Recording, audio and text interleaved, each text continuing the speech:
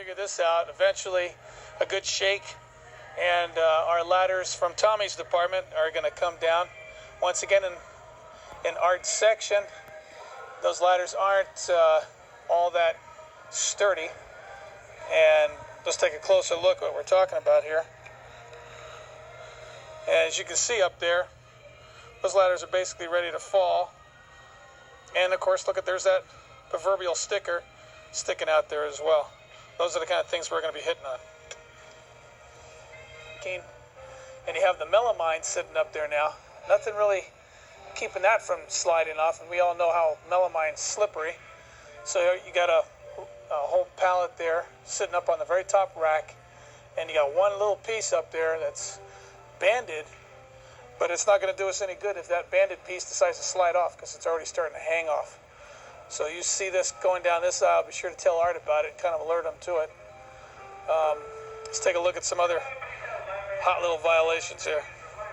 Stickers hanging out. Those are just an accident waiting to happen. I think if we all remember the story that Marty gave about the woman that was killed down at Marina del Rey, it had to do with, I believe, a sticker that was on the top rack, got tipped out, and that's where the problems happen. So we got to clear those stickers to make sure they stay out of those aisles, because they're going to be a big hazard. Now you have on the tail end of this cantilever a pallet, and on top of that pallet, even though it's been shrunk wrapped, it has the potential of falling off. We'll take a closer look at that, give you a better idea of what we're talking about. So you can see how that's barely on that rack. Not much keeping that baby up there. Okay, that's the kind of stuff we want to avoid. That's what our job's all about. There's an accident waiting to happen. As you can see, we got a whole bunch of stakes sitting up there on the top. Now notice those stakes are not on any kind of palletizing or anything. These stakes are just up there. And they got a little bit of netting. As you can see the closeness on those nettings. And pretty much keeping that from falling. You know, all we have to do is start racking some things on the other side from those doors, and those pallets or this rack of stakes will definitely come down. You see this kind of stuff in another person's department, will make sure you alert their people as DHs and as assistant managers and store manager to see to it those are brought down as soon as possible. Well, Art, we're not picking on you, believe me. This is all going to be for a good cause in the end. But you can take a look down here, just above the 4x4s, you see a 4x4 unit of red sitting on top of this pallet. Now, if you notice this pallet, you kind of wonder if it has a purpose up there, to tell you the truth. But there is something up there, but it doesn't need to be on this pallet. And, of course, you have this wood here sitting right on top of it. We can prevent a lot more accidents by taking this 4x4 12 out of here and putting it someplace else so it doesn't have any cause and effects. The nightmare from the other day, we had a bunch of these sawhorses. They were sitting right up here in that little space that you see up above on a pallet, and they were down here, brought down here by Derek, who spotted it as a problem. So thank God we have our people the people that are out there looking for it, and they do something about it. So there's a plus for you. Art is our beams and our headers, and they're sitting up here waiting to roll off at any time, and it doesn't take much to shake up there, and shake when a truck goes by, then one of those beams will go. If you take a good look underneath here, you can see this beam isn't totally on there. There's not much to shake those nowadays, especially in this place. So we want to make sure that those are banded properly, because if they're not, we're just going to have to answer for why that landed on somebody, and hopefully it wouldn't be somebody like Dan Corain or you, Art, or somebody else in your department that's cutting wood.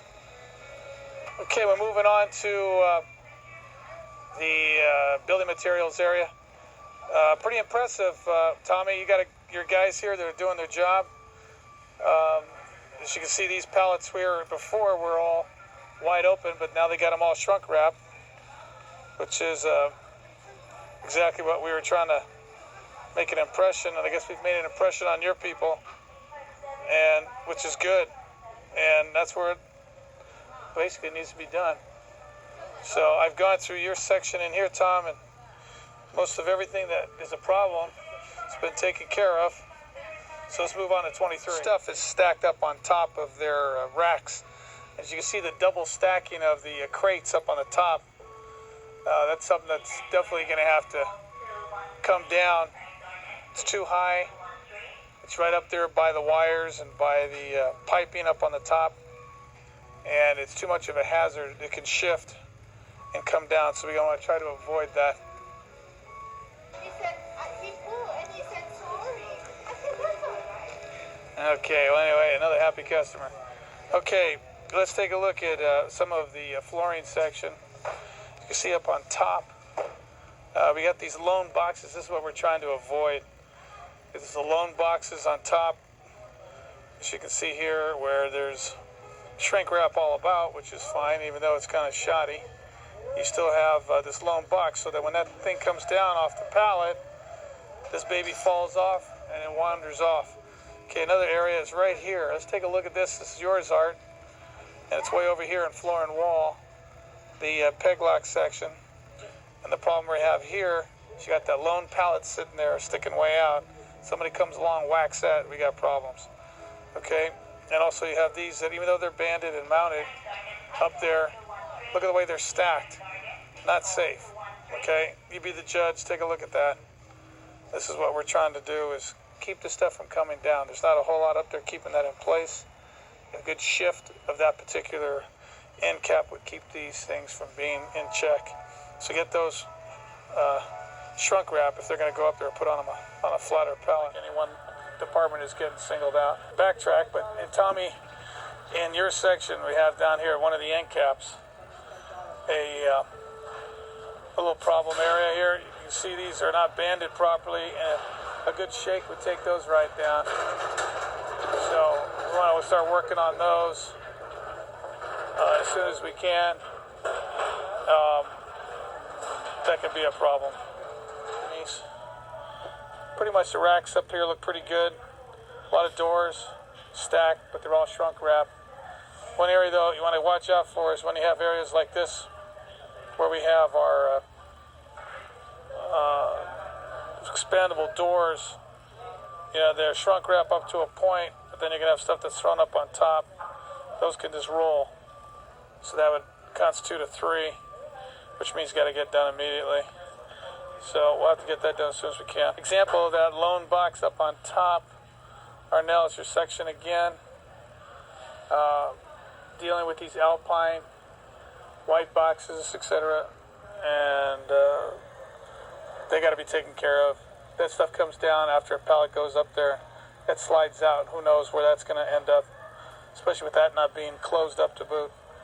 So those are the kind of things we want to watch. And as you can see, the racking here, this is not real. You know, that's not even hooked anymore on there, so that those racks in there are basically shrunk wrap together, but they're loose from everything else. Talking about paint department now, and definitely, Lionel, there's some areas of concern in here. Take a look at these boxes, how high up they get. We're going to watch that. If they're going to be more than 4, we're going to have to shrink it. That can cause some problems.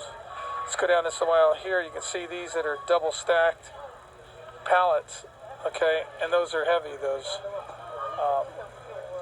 pallets, because they do have the cans, and even though we ourselves may think that they're lightweight cans, but you take those cans times however many are in there, and they come down all in one lump sum, that could be a problem. So we don't want to have them double stacked. So we're going to have to talk to night crew about that, make sure that they don't double stack those pallets up there, so that you're not embarrassed by the safety team when they come around and start asking you to start bringing some of these down. Another problem in the paint aisle, again above the stains, where we have the double stacking again up here of the pallets. I know that's the way they come, but I don't think it's a good practice to leave them like that, because it doesn't take much for the other side to knock that out of balance and make it go airborne. Here's the other problem right here. A lone pallet sticking out with some with some merchandise on it, and all it takes is a cherry picker or a reach stripe to come along and whack that, then you're going to have a problem. This looks fairly stable. You be the judge. There's a lot of paint cans, as long as nobody starts to pop the sides, otherwise the credibility of that starts going down and we start losing product when it decides to go on the floor. Concern I do have though, here you got a solid box, and I believe it has a washer in there.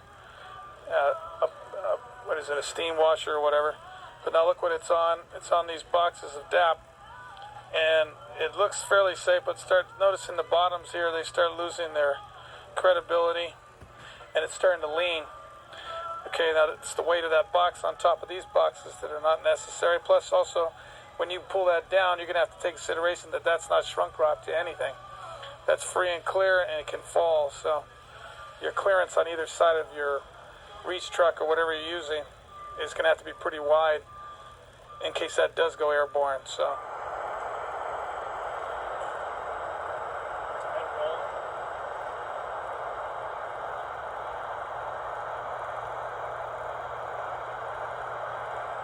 Hi, welcome to the Home Depot Safety Impact 2000. My name is Todd, and I'm here to tell you about our store's new policy on safety violations. Now, it's a must that everybody understands and follows the rules in our stores. This is not only for the protection of our associates, but for you, our managers, and customers as well. So let's go inside and take a look at some spotter and banner barricade action. Protection of our associates, but for you, the managers, and our customers as well. So let's go inside and take a look at some of our spotter and banner barricade action. Take 3. Shot 2.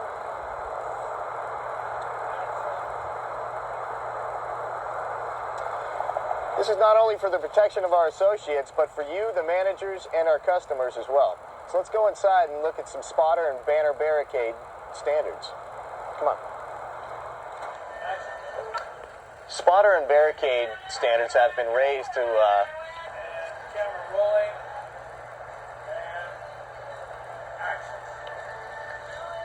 Spotter and banner barricades have been updated to include operator and spotter responsibilities. Here's Larry and Ken right now putting a pallet away. Well, why don't we talk to them and find out how it's done? Larry?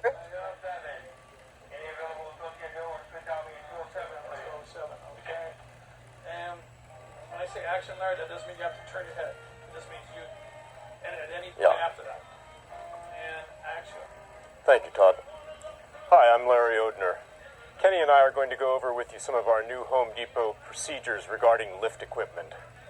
When stocking or retrieving palletized freight, use 2 banners in the working aisle and 2 banners and a spotter in the opposite aisle.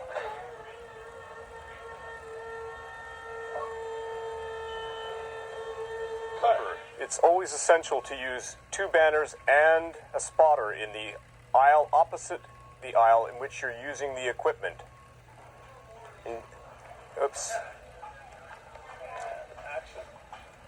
Remember, it's essential to always use both the banners and a spotter in the opposite aisle to prevent the possibility of merchandise falling down onto a customer or onto an associate. Same, when stocking or retrieving palletized freight, you can use 2 banners or you can use a spotter in the working aisle. Cut. Try it again. This topic is going to be about moving equipment. Hey, Rob.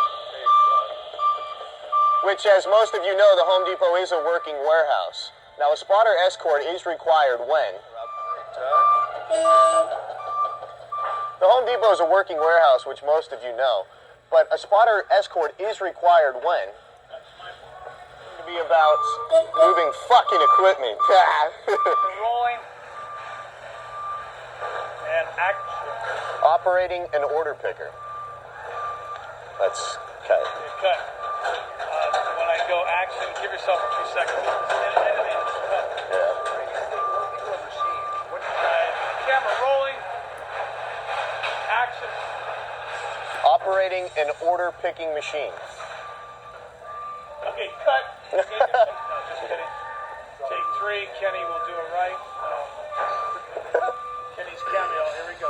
So give it a few seconds after that. Got it. And action. Operating an order picker.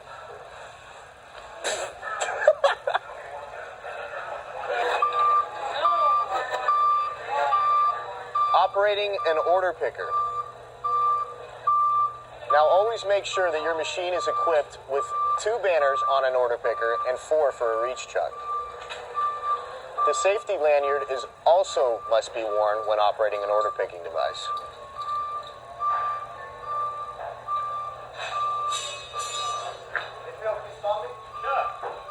A spotter is required when driving through heavy traffic or elevated above 4 feet.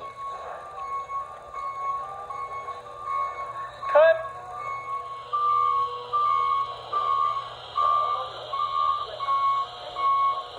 Camera rolling. And action.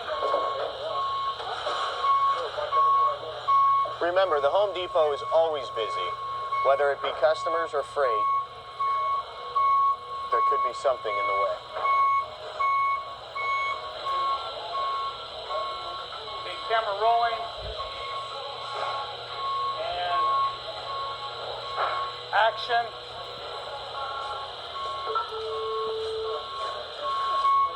Four eyes are always better than 2, especially when driving in heavy traffic.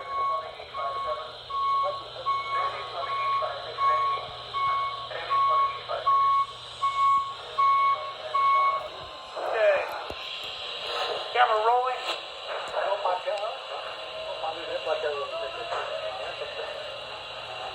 And action. You can see how valuable a spotter is, especially when traveling down a crowded aisle.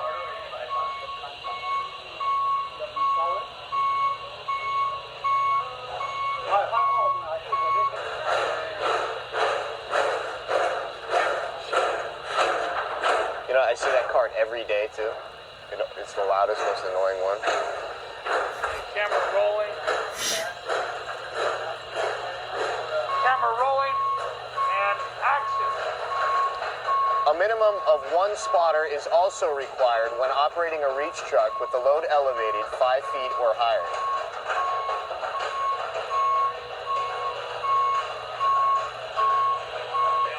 When I give you this, go ahead. Let me get this in.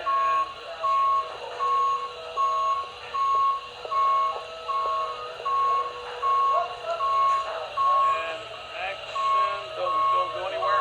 Action.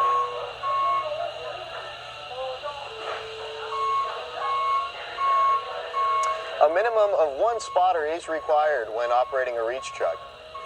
As you can see here, it comes in very handy to move objects, carts, customers out of the way.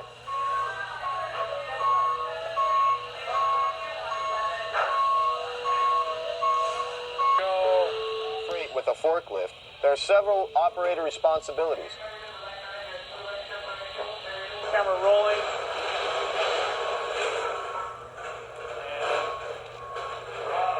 Action.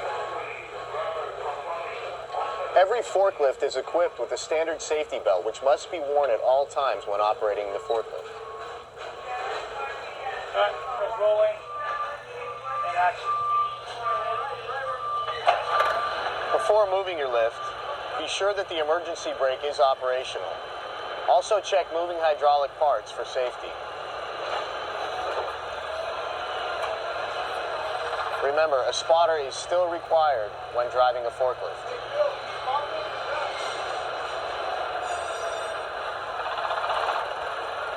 Immediately stop the equipment if anyone enters the 2-foot zone of safety.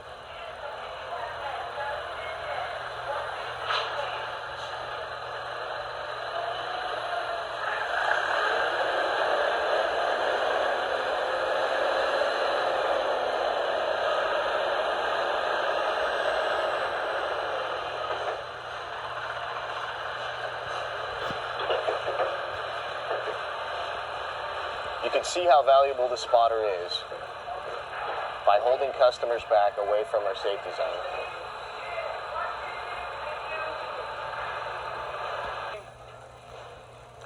And Thank you.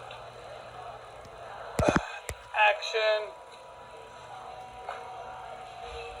And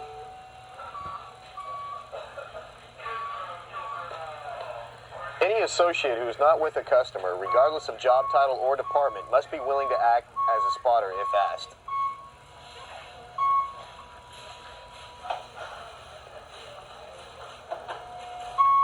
One of the requirements as being a spotter is to help your operator set up the banners and make sure that no one walks under an elevated load or through the banner barricades.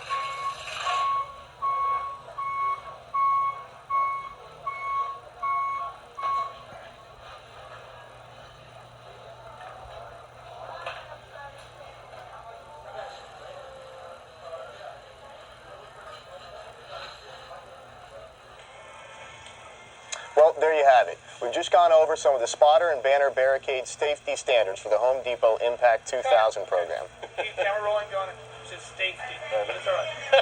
What's wrong with safety? Safety first. Okay, camera's rolling. That's good. Okay? And action. Well, there you have it. We've just gone over some of the banner barricade and spotter safety action that must be followed in the Home Depot Impact 2000 program. We're going to turn it over now to your store managers and supervisors to go over with you the safety. It's all right. It's all right. Camera rolling. Okay, keep going. And action. Well, there you have it. We've just gone over some of the safety standards that must be followed when using an order picking or reach trucking forklift. Fuck that one up. We'll keep going. Camera rolling. If someone wrote this down for me, it'd be a lot easier. Just remember the key lines. Yeah. The opener, the managers, the. Be safe, work safe. That's it. See you later. I had it the last time, so I fucked it up. I was almost there. Okay, here we go. Ready? Well, there you have it. I was ready. Well, there you have it. We've just gone over some of the banner barricade and spotter safety procedures that must be followed in the Home Depot Safety Impact 2000 program. We're going to turn it over now to your store managers and supervisors to go over with you the disciplinary action that will happen if these rules are not followed. Remember, work safe, be safe, because it's not a matter of if an accident happens, it's a matter of when.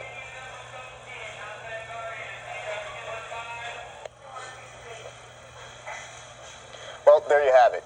We've just gone over some of the banner barricade and spotter safety standards for the Home Depot Impact 2000.